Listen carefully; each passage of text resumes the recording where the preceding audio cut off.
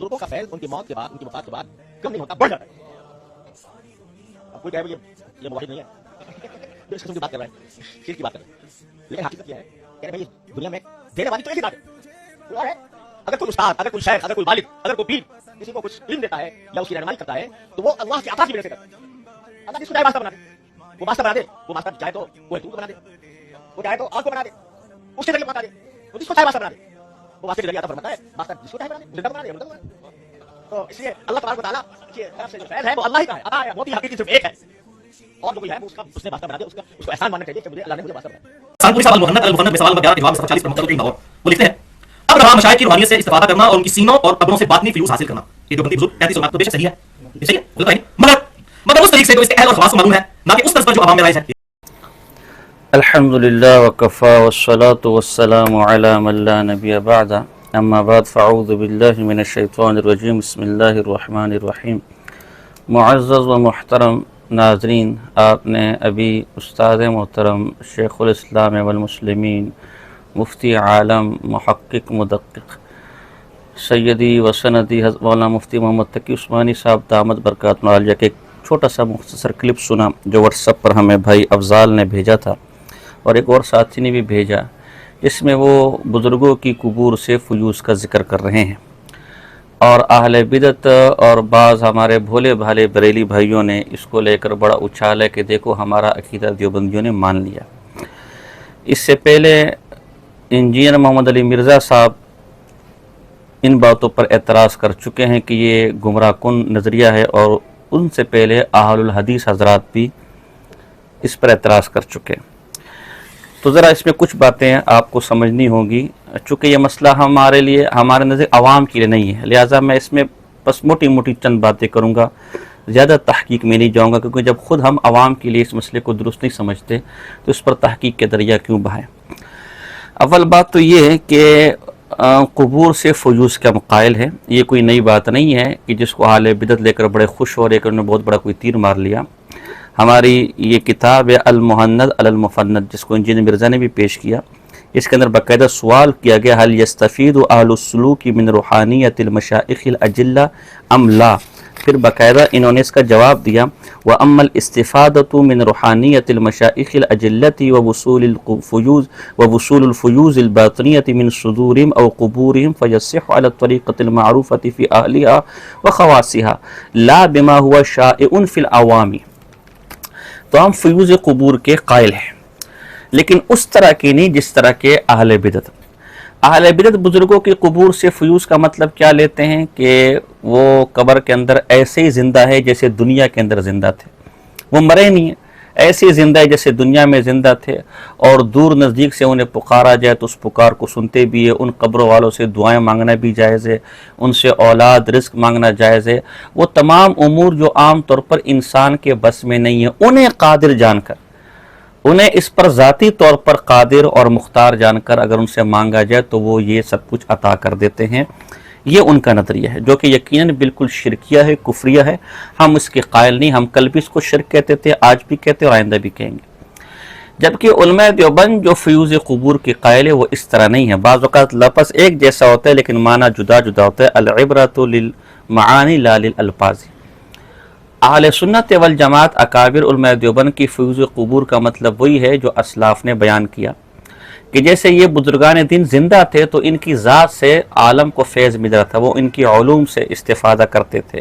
وہ ان کی نیک سیرت سے استفادہ کرتے تھے، ان کی صحبت سے انہیں ہدایت ملتی تھی۔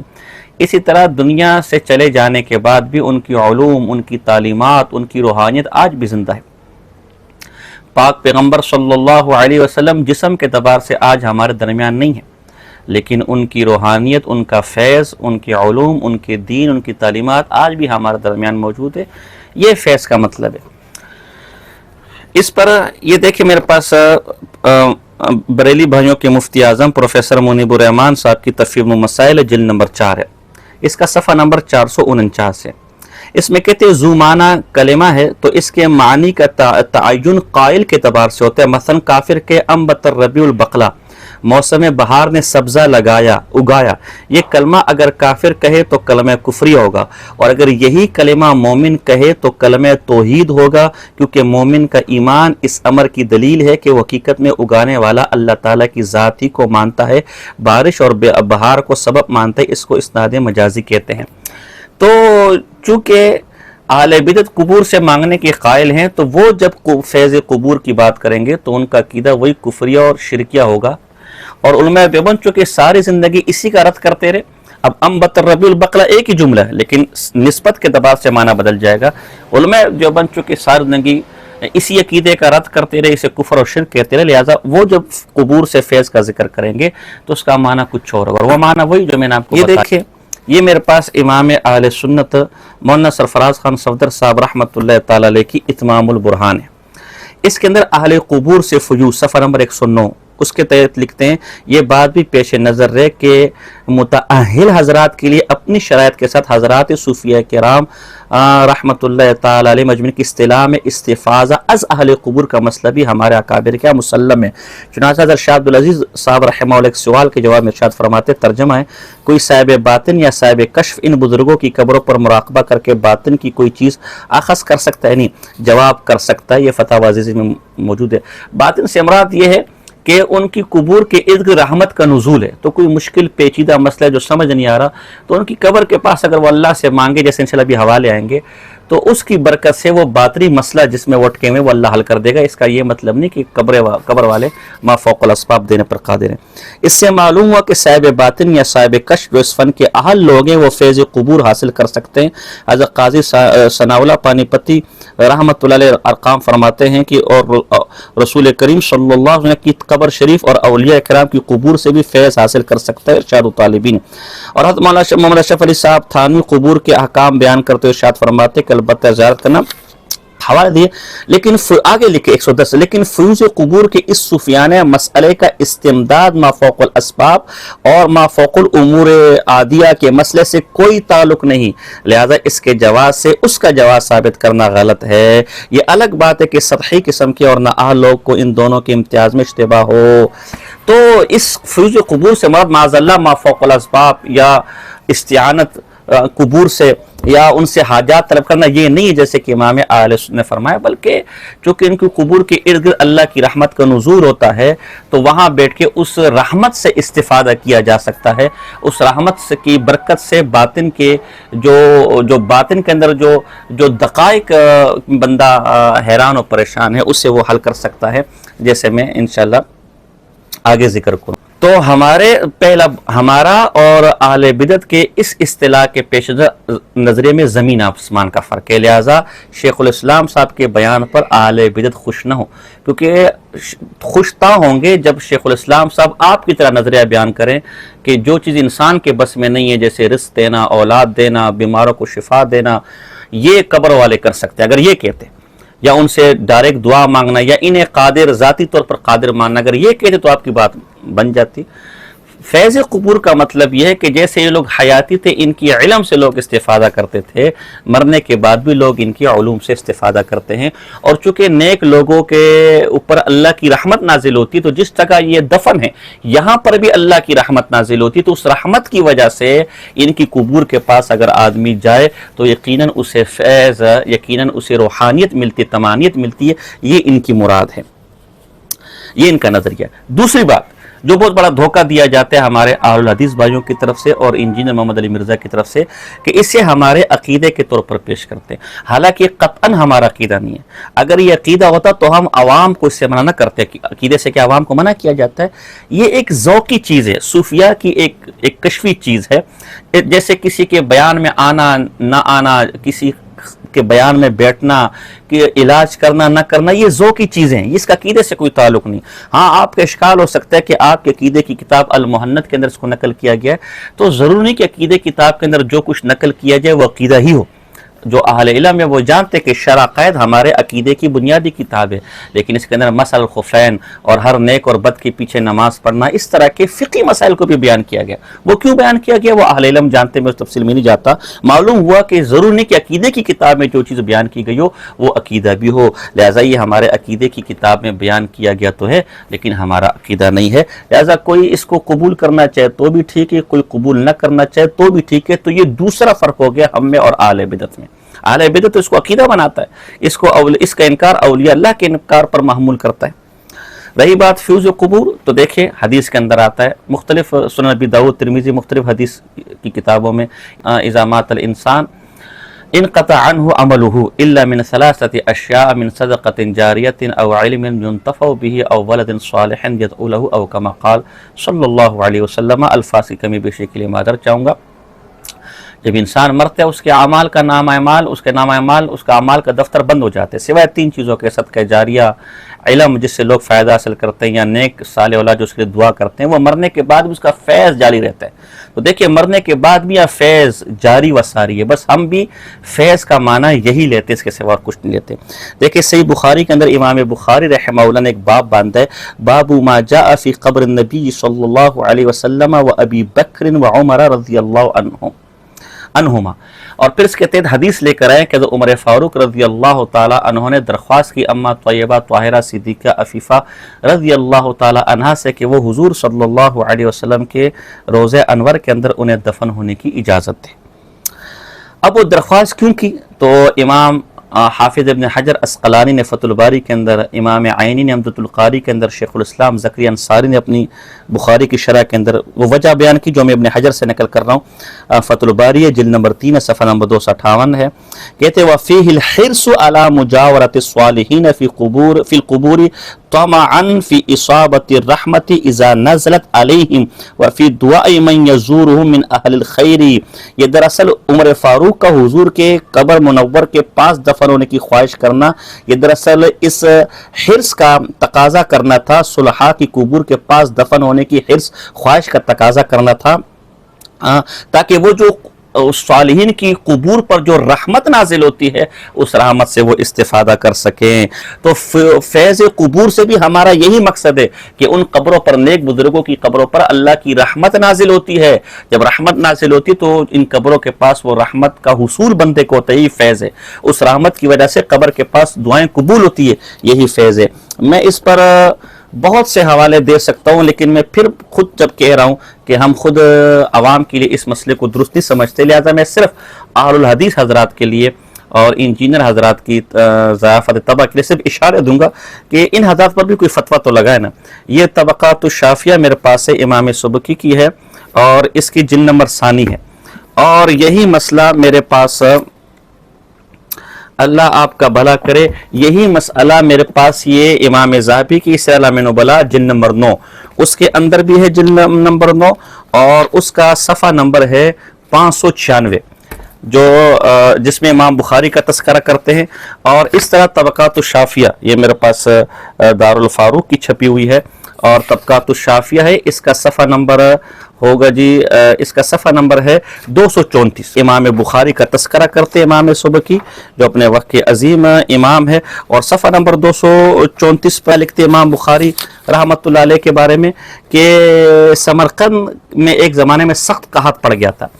تو ایک اللہ والے نے جو سمرقند میں اپنی نیکی میں معروف تھا، اور یہ بات امام ذہبی نے بھی لکھی ہوئی ہے یہی بات، انہوں نے سمرقند کے قاضی سے کہا کہ تم ایسا کرو کہ امام بخاری رحمہ اللہ کی قبر کی طرف، اور انہوں نے نماز استسقاء پڑھی شہر والوں نے، لیکن بارش نہیں برسی، تو پھر اس نیک آدمی نے مشورہ دیا کہ تم ایسا کرو کہ امام بخاری رحمہ اللہ کی قبر کی طرف آؤ، لوگوں کو بھی لے کر آؤ اور وہاں نماز استسقاء پڑھو اور اللہ سے دعا مانگو، تو اللہ اس قبر پر جو رحمت نازل ہو رہی ہے اس کی برکت سے بارش برسا دے گا۔ اور ایسا ہی ہوا کہ جب ایسا کیا گیا تو جم کر بارش ہوئی۔ قاضی کیا کہتا ہے؟ فقال القاضی نعم ما رأیت، جو رائے آپ نے دیے کیا ہی بہترین رائے آپ نے دیے، اس پر عمل کیا گیا تو اللہ نے جم کر بارش برسائی۔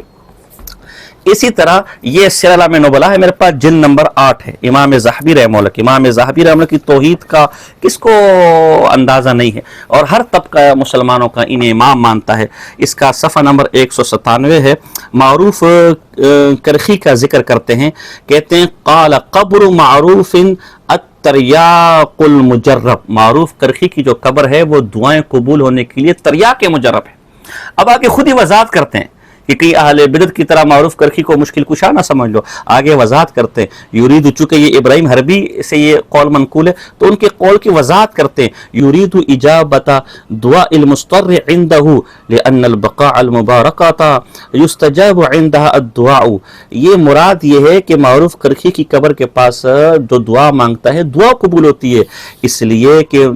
مبارک جگہوں پر، مبارک مقامات پر جو دعا مانگی جائے وہ دعائیں قبول ہوتی ہے، جیسے کہ کما ان الدعاء فی السحر مرجوب، جیسا کہ سحری کے وقت اور دبر المکتوبات وفی المساجد بل دعاء المضطر مجاب فی ای مکان اتفق اللہم انی مضطر الی العفو فاعف عنی، بلکہ کسی بھی مقام پر، جیسے فرض نماز کے بعد مساجد کے اندر، بلکہ کسی بھی مقام پر اگر پریشان حال دعا مانگے تو اللہ دعا قبول کرتا ہے۔ پھر عجیب و غریب، چونکہ معروف کرخی کا ذکر چل رہا تھا اور اللہ کے بندوں کے ذکر کے دوران اللہ کی رحمت نازل ہوتی ہے، تو اس موقع سے فائدہ اٹھاتے امام ذہبی اپنے لیے بھی دعا مانگتے ہیں، اللہ مجھے معاف فرمائے۔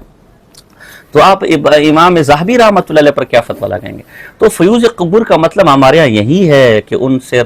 کی قبروں کے پاس رحمت نازل ہوتی ہے، اللہ ان کی قبور کے پاس دعاؤں کو قبول کرتا ہے، قبول کرنے والا اللہ ہے، دعا اللہ سے مانگنی ہے، وہ قبر والا کچھ بھی نہیں کر سکتا۔ اور اسی طرح کوئی باطنی پریشانی اگر ہو تو اس قبر کے پاس جا کے جو اللہ کی رحمت کا نزول ہوتا ہے، اس نزول کی برکت سے وہ باطنی پریشانی دور ہو جاتی ہے، لیکن یہ عوام کے لیے نہیں، عوام کا نام ہے،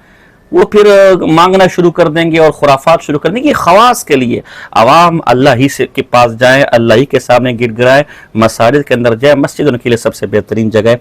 اسی طرح یہ شیخ الاسلام امام ابن تیمیہ رحمہ اللہ کی اقتضاء الصراط المستقیم میرے پاس ہے، ان کی توحید میں تو کسی کو بھی شک نہیں ہوگا، اور اہل الحدیث کے ہاں یہ امام ہے، ہمارے ہاں بھی امام ہے، ان مسلمانوں کے ہر طبقے کے اندر ان کو امام جانا جاتا ہے۔ ان کی مشہور کتاب ہے، اور یہ وہ کتاب ہے جو سعودی عرب سے چھپی ہوئی ہے،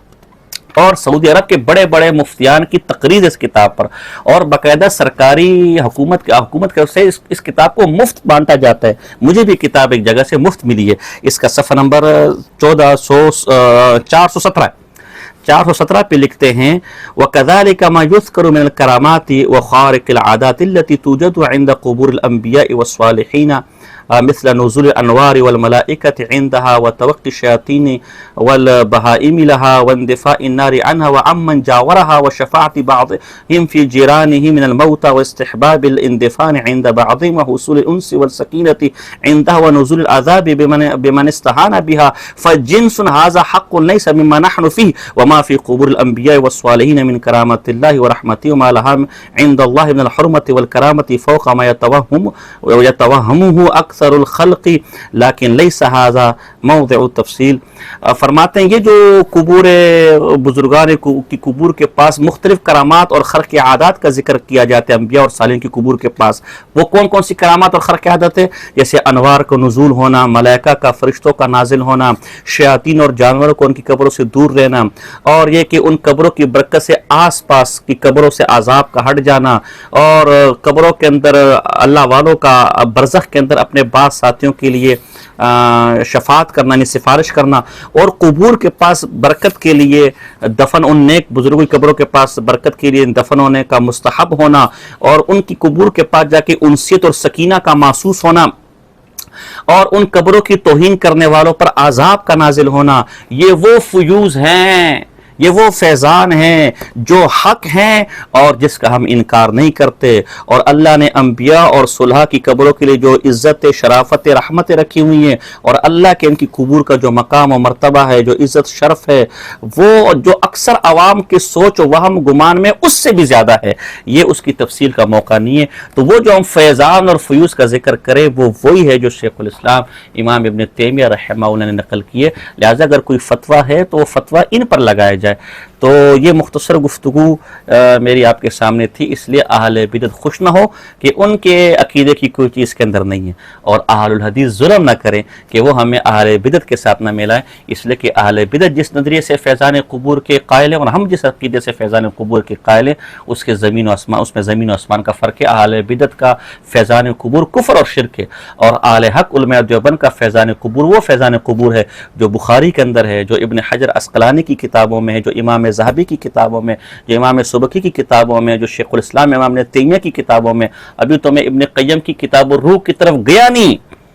انہوں نے تو سلام بھیجنا، روحوں کا ملاقات کرنا، پتہ نہیں کیا کیا لکھا ہے، وہی بات کہ کہیں عوام، امام مجلد فسانی فرماتے ہیں کہ عوام کی مثال ایسی کہ انگلی تو پورا ہاتھ پکڑ لیتے، تو کہیں عوام کا ذہن کی اور نہ چلا جائے، اس لیے میں وہ چیزیں بھی پیش نہیں کر رہا۔ اس لیے اہل الحدیث حضرات بھی ناجائز نہ کریں اور ہمیں اہل بدعت کے ساتھ نہ ملائیں، جو چیز ثابت ہے اسے ثبوت کی حد تک رکھیں، اور جو چیز ناجائز ہے اس پر ہم آپ کے ساتھ ہیں، اس پر فتوے لگانے میں ہم آپ کے ساتھ ہیں۔ ھذا ما عندی واللہ اعلم بالصواب وما علینا الا